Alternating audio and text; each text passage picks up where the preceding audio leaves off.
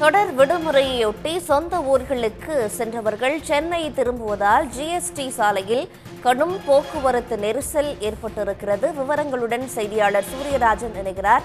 சூரியராஜன், தற்போது எவ்வளவு கிலோமீட்டர் தொலைவுக்கு வாகனங்கள் அணிவகுத்து நிற்கின்றன? இது எப்போது சரி செய்யப்படும் என்று எதிர்பார்க்கப்படுது?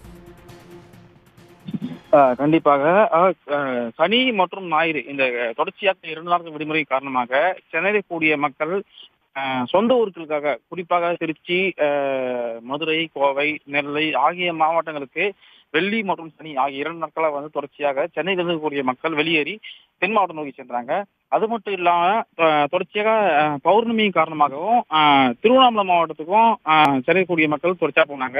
இந்த 2 நாட்கள் விடுமுறை முடிந்து ஒரே நேரத்தில் தென் மாவட்டத்தில் கூடிய மக்களும் சரி, அதே போல் திருவண்ணாமலைக்கு பௌர்ணமிக்கு போனக்கூடிய மக்களும் சரி ஒரே நேரத்தில் சென்னை நோக்கி வரக்கூடிய காரணமாக இன்று மாலை சரியாக ஒரு 4 மணி முதலே கடுமையான ஒரு போக்குவரத்து செல்வம் தொடர்ச்சியாக இருக்கிறது. குறிப்பாக செங்கல்பட்டு பரனூர் சுங்கச்சாவடி முதலே தொடர்ச்சியாக போக்குவரத்து இருக்கு. இப்ப நமக்கு பார்க்கக்கூடிய காட்சியானது சிங்கப்பெருமா கோயில் பகுதியில் தான் நம்ம காட்சியை பார்க்கணும்.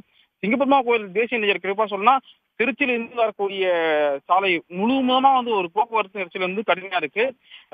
திருச்சி சென்னை தேசிய நெடுஞ்சாலை பொறுத்தவரையும் பார்த்தோம்னா சிங்கப்பெருமா கோயில் பொறுத்தவரை இந்த போக்குவரத்து நெரிசல் என்பது ஒரு கடுமையான ஒரு போக்குவரத்து, கிட்டத்தட்ட ஒரு மணி நேரத்துக்கு முன்னதாக இந்த நெரிசல் என்பது தொடர்ச்சியா நீடி வருகிறது.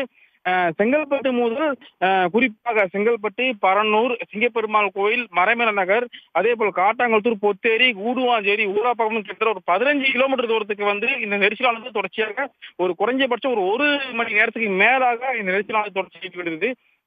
இருந்தாலும் கூட இந்த பகுதியில் கூடிய போக்குவரத்து போலீசாரும் கூட பாதுகாப்பு இருக்கக்கூடிய காவல் சொல்லி தொடர்ச்சியாக இந்த நெரிசலை சரி செய்ய பண்ணியிருக்காங்க.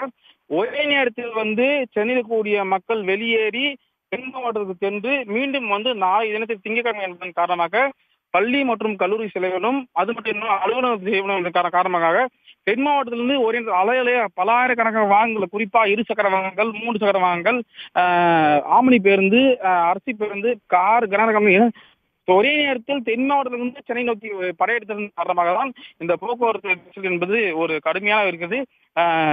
திருச்சி சென்னை தேசிய ஒரு பார்த்தோம்னா குறிப்பாக 4 மணி முதலே ஒரு கடுமையான ஒரு போக்குவரத்து ஏற்பட்டு வாகன ஓட்டிகளும் பொதுமக்களும் தொடர்ச்சியா ஒரு கடுமையான ஒரு இனவ சந்திச்சிருக்காங்க. இருந்தாலும் கூட போக்குவரத்து போலீசாரும் கூட இந்த போக்குவரத்து சரி செய்யும் பணிகளும் தொடர்ச்சியாக ஈடுபட்டிருக்காங்க. விவரங்களை வழங்கியமைக்கு நன்றி சூரியராஜன். உடனுக்குடன் செய்திகளை தெரிந்து கொள்ள சன் நியூஸ் பெல் ஐகானை கிளிக் பண்ணுங்க.